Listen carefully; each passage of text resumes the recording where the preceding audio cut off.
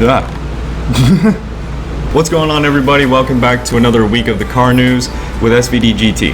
My name is Scott. Let's get right into it.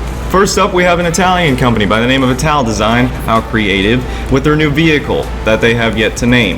Now, this vehicle is intended for, and I quote, collectors and visionary enthusiasts. People with money, because it's really expensive. Only 5 of these cars will ever be made. The body is made entirely of carbon fiber, and it will also sport a Lamborghini V10. 0 to 62 in 3.2 seconds with a top speed of 205 miles per hour. This vehicle is set to premiere at the Geneva Motor Show next month, and its asking price is $1.6 million before options. Also in the news this week is Mike Tyson's Ferrari F50, which is going to auction. Made in 1995, this Ferrari F50 is one of only 349 ever made. And it's also one of only 50 that have ever made it to the United States. This Ferrari F50 is about as pristine as you're going to be able to find, as it only has 5,694 miles on it. To quote RM Sotheby, they say it's in immaculate condition, which says a lot because RM Sotheby, they have very high standards. It is fitted with an aftermarket exhaust to make it perform a little bit better and sound a lot bit better. It is estimated that this Ferrari is going to sell for about $2.3 million, making it the most expensive Ferrari F50 ever sold. Speaking of celebrities going to auction with their Ferraris, Donald Trump, his Ferrari F430 F1 is going to auction. Being posted on Auctions America, this Ferrari has just under 6,000 miles, but there's a catch. Donald Trump only owned this vehicle for about 4 years, putting 2,400 miles on it before selling it to the second buyer in 2011. Now, I think that this is genius because this guy is just going to cash in on the guy who owned it before him, and he's going to make his money back and then some. I mean, if you can cash in on the fact that the current president of the United States used to own this Ferrari, yeah, you can make a bit more money than it's worth.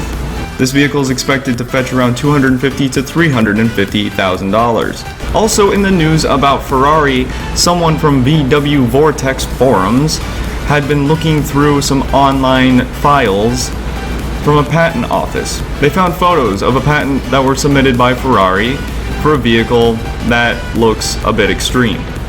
Now, we don't have a lot of information on this as it's not even supposed to be official information yet. However, we can speculate. These patents were applied for back in August of 2016, so we can expect to see this vehicle sometime this year. Now, I can personally see some design cues taken from the Ford GT, where some of the fender arches are almost detached from the vehicle, but then reconnected with just a strip of carbon fiber, almost making it possible to see through one end to the other of the vehicle front to back. So what gives? What's Ferrari up to? Is this a midlife refresh of the LaFerrari? Is it a one-off Maserati? Or could it be like a Frankenstein version of the Ferrari 488 GTB? Well, I don't know.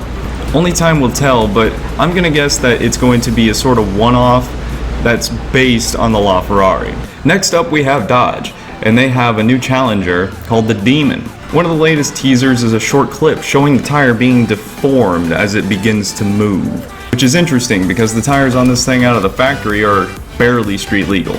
Turns out that the Dodge Challenger Demon will also receive a new hood scoop, which will allow for more air to breathe. It will also receive a weight reduction, a much needed weight reduction at that. No official numbers have been released on this, however, speculation shows that we could have as much as 815 horsepower. Damn. Also in the news, there are some firefighters over in Germany who had the opportunity to rip apart a new Porsche Panamera. Now, of course, this is all in the name of training, as German firefighters like to be able to map out a vehicle such as this, so they know exactly how to get into it should the need arise. It's common practice that auto manufacturers will create a rescue sheet to map out where all of the batteries are, where the gas tanks are, where it's safe to cut, where it's not safe to cut. Also in the news, the good people over at Ford that are developing their self-driving car have been falling asleep at the wheel. Now, it's happened multiple times, and that's a problem for obvious reasons. You know, it seems that as we get closer and closer to these vehicles being commercially available, we run into all these issues that get uncovered that we never really expected. What's going on here is a case of identity crisis, where these engineers trust the vehicles enough to the point that they feel comfortable allowing it to do what it's made to do without 100% supervision. But they will not take out the steering wheel. See, there's something interesting there, because they trust the vehicles enough to sleep in them while they're moving, but they don't trust it enough to take out the steering wheel. The chief of Ford's product development, Raj Nair, had this to say about the matter. These are trained engineers who are there to observe what's happening, but it's human nature that you start trusting the vehicle more and more that you feel you don't need to be paying attention. Now, this isn't to say that Ford hasn't taken the steps to make this less of a problem. Ford has done a lot of things to try to combat this. They've even tried putting bells in the vehicle, having a vibrating seat, warning lights, having other people ride with the driver, stuff like that. Now, I won't get bogged down with a bunch of this because I'm sure that we will go over it again at some point on this channel, but I expect something akin to the movie I, Robot, where a lot of the transport vehicles drive themselves. However, civilian vehicles, you always have the option to have the steering wheel pop out of the dash and the pedals to be there for your control. Also in the news this week, a little bit more information on the new series of Top Gear.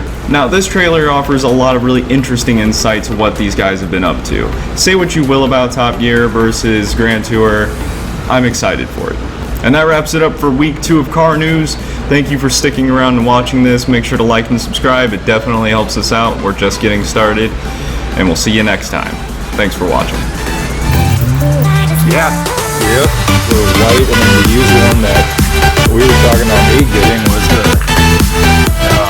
the silver one. Is that? Fucking idiot, of course it's. Don't try to open the door. What are you?